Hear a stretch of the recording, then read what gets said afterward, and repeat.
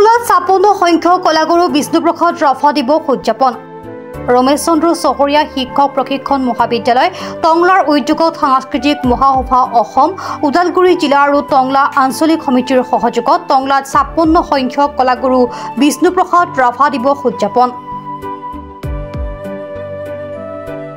ৰাজ্যৰ বিভিন্ন প্ৰান্তৰ সমান্তৰালভাৱে ওদালগুৰিৰ টংলাটো ৰমেশ চন্দ্ৰ চহৰীয়া শিক্ষক প্ৰশিক্ষণ মহাবিদ্যালয়, টংলাৰ উদ্যোগত সাংস্কৃতিক মহাসভা অসম, ওদালগুৰি জিলা আৰু টংলা আঞ্চলিক সমিতিৰ সহযোগত ৫৬ সংখ্যক কলাগুৰু বিষ্ণুপ্ৰসাদ ৰাভা দিৱস উদযাপন কৰা হয়।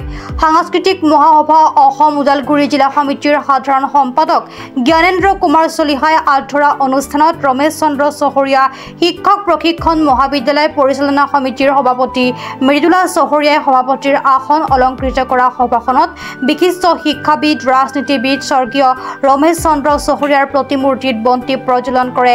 সাংস্কৃতিক মহাসভা অসম টংলা আঞ্চলিক সমিতিৰ সভাপতি নিবেদিতা ডেকা বৰুৱাই কলাগুৰু বিষ্ণুপ্ৰসাদ ৰাভাদেৱৰ প্ৰতিচ্ছবিত শ্ৰদ্ধাঞ্জলি জ্ঞাপন কৰে। ৰমেশ চন্দ্ৰ চহৰীয়া শিক্ষক প্ৰশিক্ষণ বিদ্যালয়ৰ পৰিচালনা সমিতিৰ সভাপতি মৃদুলা চহৰীয়াই।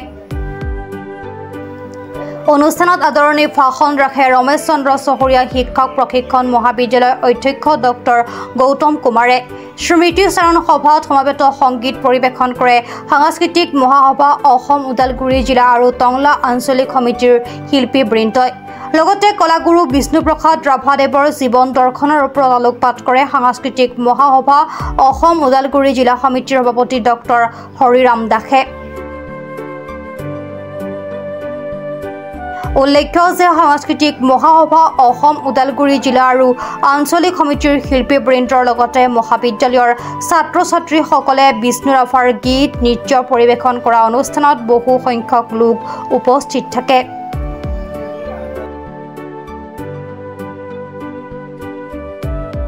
মহাসভা অসম ওদালগুৰি জিলা সমিতিৰ সহযোগত তথা আমাৰ টংলা আঞ্চলিক সাংস্কৃতিক মহাসভাৰ আঞ্চলিক সমিতিৰ সহযোগত আমি এই অনুষ্ঠানটো সুন্দৰকৈ ৰাতিপুৱাৰ পৰা এই মুহূৰ্তলৈ বিভিন্ন কাৰ্যসূচী ৰাখি সমাপ্ত কৰিম।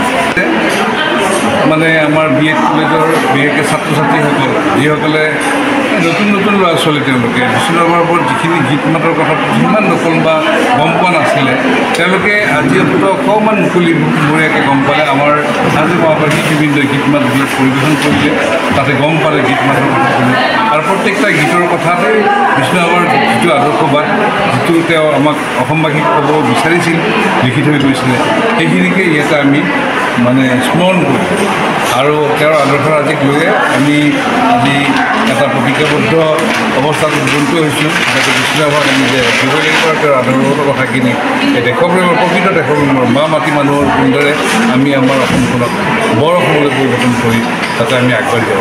৫৬ সংখ্যক কলাগুৰু বিষ্ণু ৰাভাদেৱৰ দিৱসত আমি পালন কৰিছোঁ। ইয়াতে আমি কলাগুৰু তেওঁ এগৰাকী এনেকুৱা বিশ্বৰ ভিতৰতে তেখেত এগৰাকী অন্যতম ব্যক্তি আছিলে। তেওঁ শিল্পী, সাহিত্যিক, কবি, নাট্যকাৰ, গীতিকাৰ, চিত্ৰকাৰ, কিমান যে গুণৰ সমাৱেশ তেওঁৰ চৰিত্ৰত আছে। আমি এই যে ৰাভা দিৱস এতিয়া আমি গোটেই সমগ্ৰ ৰাজ্যতে পালন কৰিব দিছে। এইটো পালন কৰিব দিয়াৰ অৰ্থ হৈছে অকল বিষ্ণু ৰাভাৰ এইটো দিৱসটো পালন কৰাৰ কথাই নহয়, তেখেতে যিখিনি আমাক সংগীত, কলা, সাহিত্য, তেওঁ কলাগুৰু হিচাপে তেওঁ যিখিনি আমাক অৱদান দি গৈছে, সেইখিনি যেন আমাৰ এইখন যিহেতু প্ৰশিক্ষণ মহাবিদ্যালয়, এই প্ৰশিক্ষণ মহাবিদ্যালয়ত প্ৰশিক্ষাৰ্থীসকলে ইয়াতে শিক্ষা লৈ তেওঁলোকে গৈ পেলাই পিছত যেতিয়া জীৱনত তেওঁলোকে কৰ্মৰ জীৱনত যেতিয়া তেওঁলোক গৈ পাবগৈ আৰু তেওঁলোকৰ সেই অভিজ্ঞতাৰে এই বিষ্ণু ৰাভাৰ যি আদৰ্শ, সেই আদৰ্শৰে নৱপ্ৰজন্মক তেওঁলোকে উৎসাহিত কৰিব লাগে আৰু বিষ্ণু ৰাভাদেৱে দি যোৱা যিখিনি আমাৰ তেওঁ সংগীত, কলা, নাট্যকাৰ, চিত্ৰকাৰ হিচাপে তেওঁ যিখিনি আমাক অৱদান দি গৈছে, সেইখিনি আমি নতুন প্ৰজন্মক আমি কেনেধৰণে বিলাই দিব পাৰোঁ প্ৰতিগৰাকীয়ে তেনেকৈ ধৰণৰ যদি আমি তেনেকুৱা ধৰণৰ চেষ্টা মানে অব্যাহত ৰাখোঁ এই মই ভাবোঁ তেওঁ শংকৰ মাধৱৰ পিছত তেওঁ এগৰাকী আমাৰ ব্যক্তি গতিকে সেই তেওঁৰ সেই আদৰ্শ প্ৰতিভা আমি জীয়াই ৰাখিব পাৰিলে আমাৰ এই বিষ্ণু ৰাভা দিৱস পালন কৰা সাৰ্থকতা হ'ব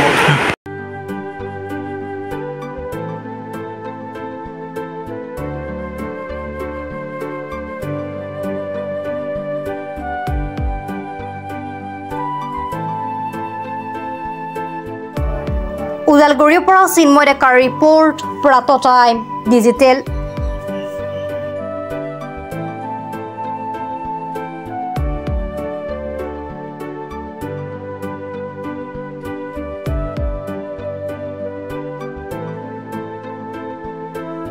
অসমৰ সংবাদ জগতখনৰ বাবে এক সুখৰ খবৰ। আপোচবিহীন ৰাইজৰ কণ্ঠ সাপ্তাহিক কবচ পুনৰ এবাৰ অসমৰ ৰাইজৰ মাজলৈ। স্বত্বাধিকাৰী প্ৰণীতা কলিতাৰ দ্বাৰা প্ৰকাশিত আৰু আপোচবিহীন একাংশ নপুৰণি অভিজ্ঞতাপুষ্ট সাংবাদিকৰ দ্বাৰা প্ৰচাৰিত তথা eco printing press Guwahati Katabari গড়চুকত মুদ্ৰিত সাপ্তাহিক কবচ এতিয়া অসমৰ বিভিন্ন প্ৰান্তত উপলব্ধ। আমাৰ ঠিকনা মুখ্য কাৰ্যালয় অসম ফৰেষ্ট স্কুল হৰিমন্দিৰ পথ গুৱাহাটী আৰু উপ কাৰ্যালয় Kalita market Bijoynagar Kamrup Assam. Mobile number হৈছে 9435114666 70024722813। আমাৰ ইমেইল আইডি হৈছে kobos2025@gmail.com।